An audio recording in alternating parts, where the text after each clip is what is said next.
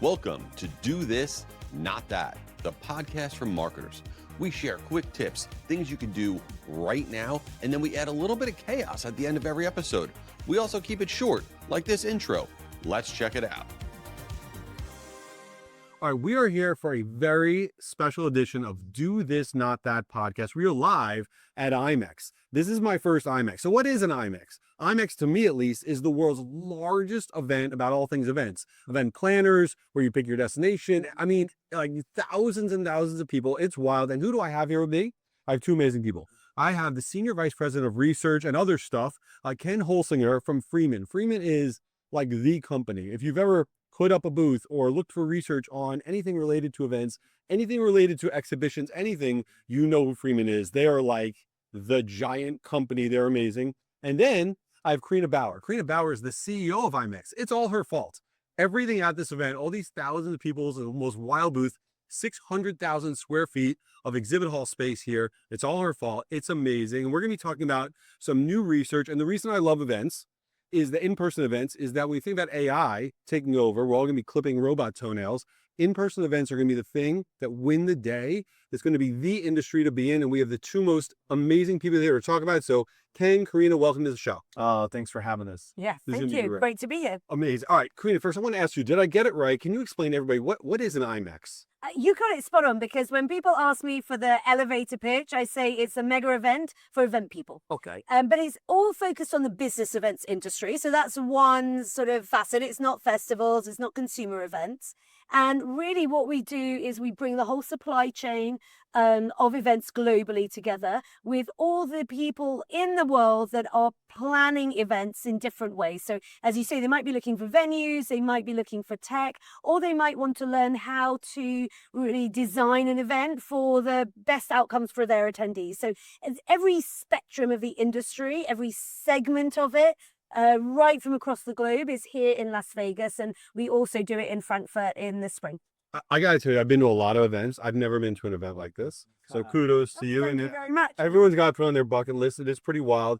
And so Ken, I want you to talk for a minute about this trends report, because what we're here to talk about is this trends report and what we're seeing in the event world, in-person events, all the things. So what is it? And then I want to dig into what you're finding. Well, first, I love the perspective that you're bringing, coming in from the marketing community into this space, because it really is at the heart of the omnichannel that needs to be advanced. You talked about AI and the proliferation of what's going on. We know from a number of rounds of research with the Freeman Trends report that we do that, number one, the audiences are getting younger. We're seeing an acceleration of retirement, and that's bringing us both opportunity and challenge in our industry as the audiences shift.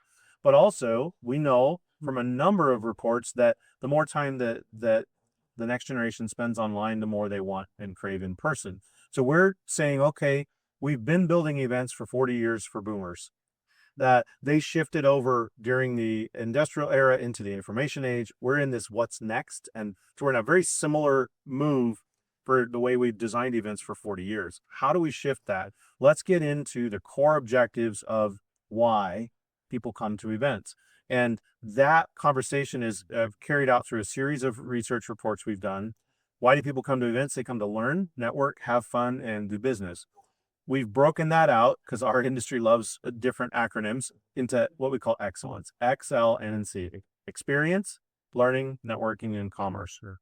We launched in collaboration with IMEX the report this time on experiential. So we've been doing other reports. This one is what's the X, and we've come away from it with some interesting findings and getting the perspective from the IMEX audience. We calibrated against the planners that come to this event with thousands of event attendees to understand what are they getting, what aren't they getting.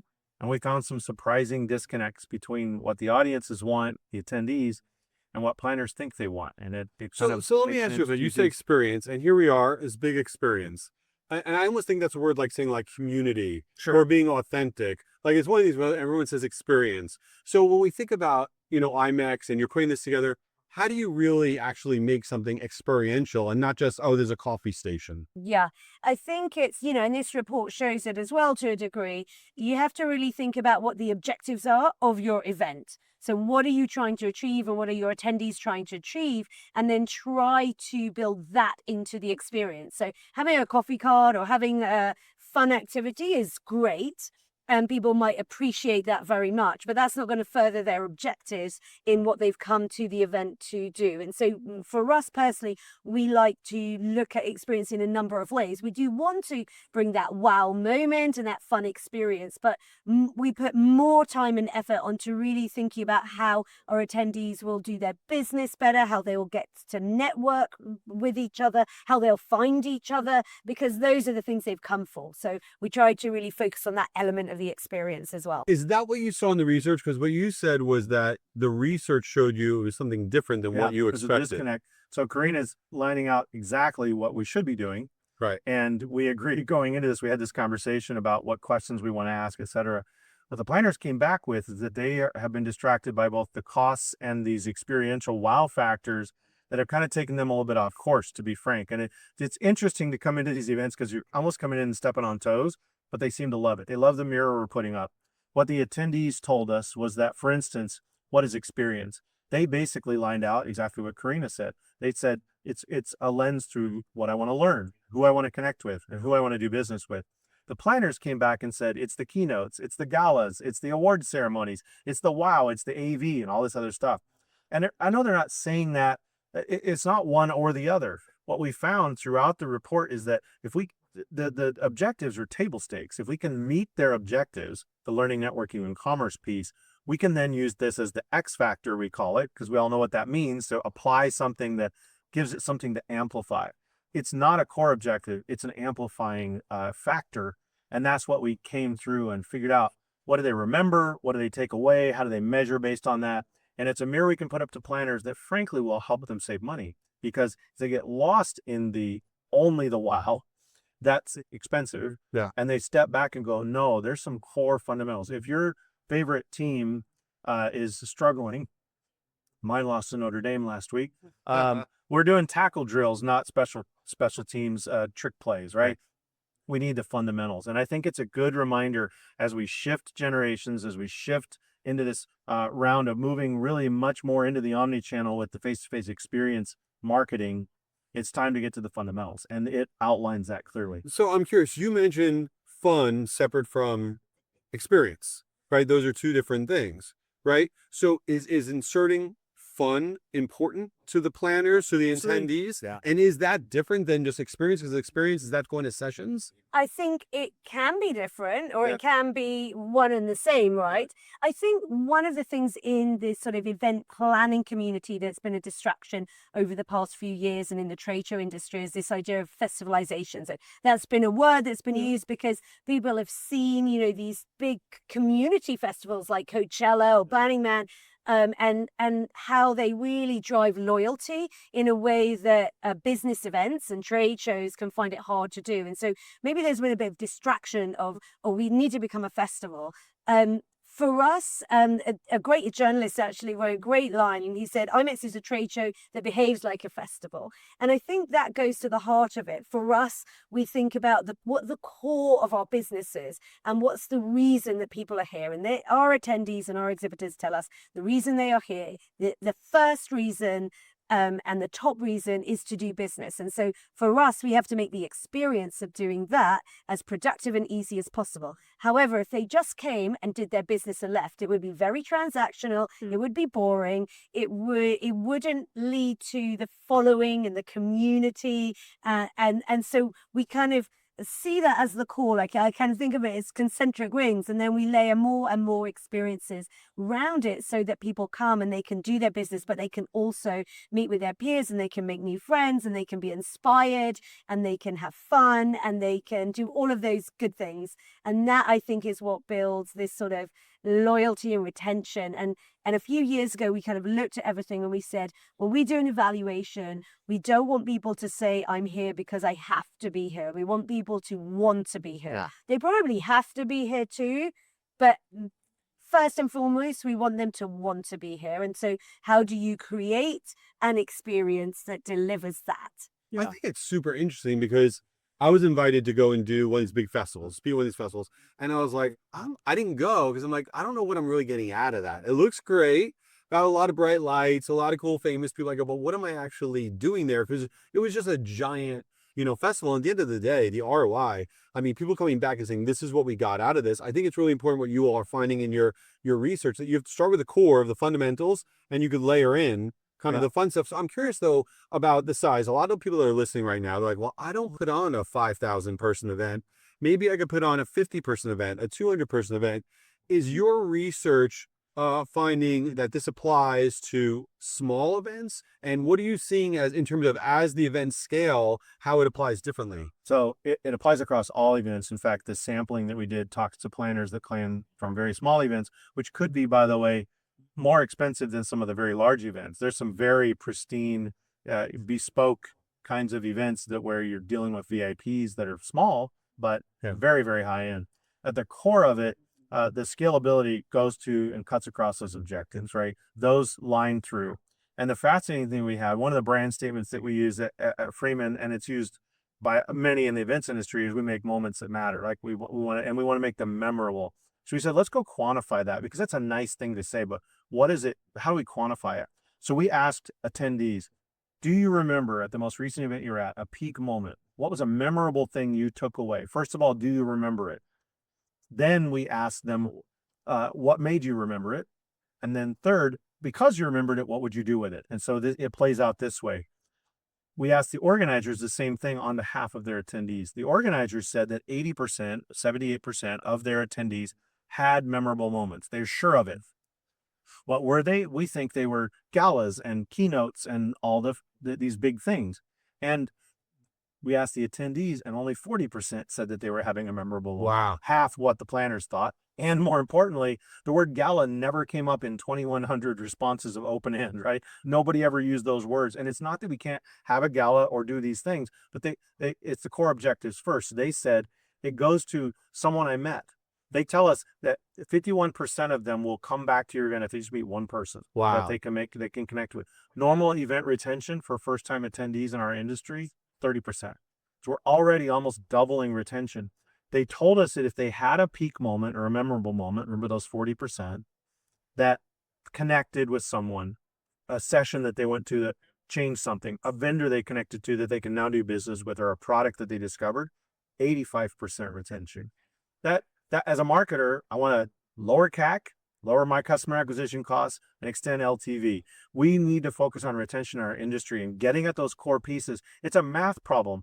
Because of the mass retirement of boomers and now beginning to be Xers, God help us, that 30% retention is going to be a math problem for many events. I mean, we deal with these all the time. And if they don't retain and grow that retention number, the event will retire out from under them. And so it's a wake-up call to planners to get back to the fundamentals, get to these core moments. We can add the fun and these extra moments on top of it, but we have some tackle drills that need to happen, some basic fundamentals. You talk about coming into this industry and all of that, and I look around and there's so many careers here. A lot of people are listening to this right now, and they're like, wow, you know what? I like events. Maybe I should pivot. Maybe I should become an event professional. So Carina, tell me, is that a wonderful career? What does it mean to somebody to be like, I'm going to leave this industry and go into the event world? Is this the future? Sell us on why you should be an event professional. Yeah, I mean, I think, first of all, I would say there are so many transferable skills that event professionals need. So I think that it is one of those industries where people can pivot from other careers into it. But of course, like any industry, you need experience, and there are so many different skills, as you say, for an event professional. When I think about my team, for example, we're a team of 80 people. We put on these events. We have finance people, we have data scientists, we have IT people, we have relationship-focused people. That's a big part of our team. This is a very relationship-driven industry. So we have account managers or relationship managers. We have marketeers, digital marketeers, as well as relationship-focused marketeers and partner marketeers. And we have graphic designers on our team, and we have PR. So I think what this industry does, because you're creating an ecosystem, essentially. So we're trying to, yes, we need the logistics people as well. I forgot the operations people. We've got a big operations team as well. So that's very important. But I think sometimes when people think about events, they're thinking about the operations only. And that is kind of the hygiene factor. It's critical. And, in our ops team, we have a UX designer. So to make sure that we're looking at the flow of the event and the experience from the online world to the in-person world to online again. So there are so many different skills that are needed to make sure that it's not just a transactional process. Yes, you're putting on an event, you need that to run well, but you also need to learn how to create a community. You need critical thinking skills, you need strategic skills to think about exactly what Ken was talking about. What are our attendees' objectives, and how do we design this event in order to meet those objectives, and how do we then constantly improve them as well? How exciting. Let me give you the other side of it, which is the addictive part of what we do as well. Because I think it's transferable. We come in, et cetera, but we build cities in a matter of days. It comes down to the wire. If you were in this building yesterday, there's chaos, controlled chaos. It's beautiful symphony. The dopamine levels are off the freaking charts because the thing I love is that we wake up in the morning. It's like one of those commercials where I stayed at a Holiday Inn last night, and we'll have planners from all different industries, and we get to weave in and out of basically product launches, incredible research. When I'm recruiting somebody to work on my team, I'm like, tell you what, one day we're going to talk about curing cancer, and the next day we're going to go to the Super Bowl halftime show, and the next day we're going to actually go to a product launch for a big tech company, and the day after that we're going to go to a legal conference where they're certifying, legal planners, whatever it is. Yes. The events industry, in some ways, interesting in your perspective, some ways it's an industry and it's not, because we actually are inside of every industry, right? Because we're a marketing channel. We're a face-to-face marketing channel alongside these other channels, amplifying brands, amplifying business objectives.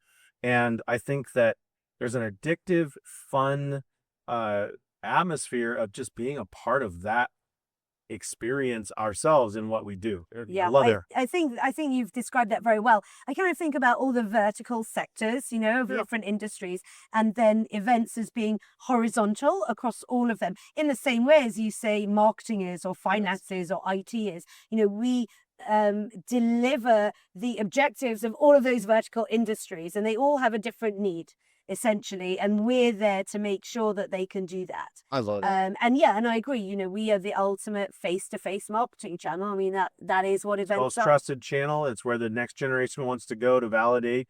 They know that they can be spoofed online. If you've ever ordered a thing from Temu that comes in about a third the size of what you thought it was, why events. We come here, we validate, we talk to people face to face and lock it down. Yeah. If I was starting my career today and I know what I want to do, I would go into the event industry. I don't want to say it's AI proof, but it's pretty damn close to AI proof. All right, one last thing before we wrap up. All right, you all have been to more events than I could possibly imagine. I want to know the best swag you've ever seen given out ever, or a piece of swag that you still hold on to. Okay. What do you got? No, Carina. Okay, so I'm a very simple person. Okay. And this isn't the most exciting, but I got this little a fancy wallet. leather card case. EICC is the Edinburgh International Convention Centre. I got given this in 2004. Oh, wow. And I still carry it around. So it's not the most exciting, but it's very nicely branded. It's very simple. It's very elegant. I've got much fancier things, but this is the one thing I carry around with me every day. So You've been holding that for like 20 years. That's amazing. I know, exactly. So this just shows it doesn't have to be super expensive. It just has to be useful, right? Amazing. So we talked about my sneaker game earlier. So you would expect mine is also leather, and it's the kicks. I get to go into some events, and I won't say where because it would expose some things, but I've gotten some pretty amazing, pretty rare sneakers from some event planners, and I can't argue with that kind of a swag. When you get some unreleased Travis Scotts, perhaps, that kind of thing, Let's You know that there are only 80 people in the world that have these IMEX sneakers, right? I understand. Those are super rare. These are super rare. I've been down at the Delta booth because they don't have it as the swag, but Delta has a unique shoe that's only released to employees. And I'm addicted. And I'm like, I'm a 360. Where's the swag? Bring these shoes. Yeah, the rare shoes. That's Well, my favorite is really old chocolate that makes you nauseous. That's been sitting in a bowl Yeah. for like 10 years. Yeah. That's my go-to favorite swag. Yeah, socks. We have themes like socks Yeah, some years, hot sauce, whatever. Yeah, and there are a lot of those companies here that do a very high-end product. So yeah. Amazing. Well, how does everybody get a hold of this research? We're going to put it in the show notes. How do we get it? We're going to put the URLs in there, all the stuff. Yeah, we in collaboration with IMEX, we've posted it up. There's a link they can get. They can share it, use it, quote it, all the things, and we give a lot of the details and the methodology of who we talked to, what we talked about, and yeah, they can go in there, dig into the research, and use it to make their next marketing pitch for why their event needs to change or why they need to launch one. Amazing. All right, in the show notes, you're going to Ken and Carina's contact. The LinkedIn is going to all be in there. You're going to follow IMEX and Freeman and the link to all the research. Everybody check it out. This has been incredible. Thank you both for doing this. Thanks. Appreciate it. Wait, the party is not over. Go to jayschwedelson.com because I want to do stuff with you. I want to partner with you. When you click on the button Partner with Jay, you let me know what you got going on. Work with my agency, work with me directly, get access to all of my free resources at jayschwedelson.com. And I got a book coming out this April. It's called Stupider People Have Done It, and all of the net proceeds are going to the V Foundation for Cancer Research. Go on Amazon, buy Stupider People Have Done It. That way you can help kick cancer's butt with me. And if this podcast wasn't the worst podcast you've ever listened to, it might have been, leave it a review, follow the show. You are awesome. Go out there and crush it.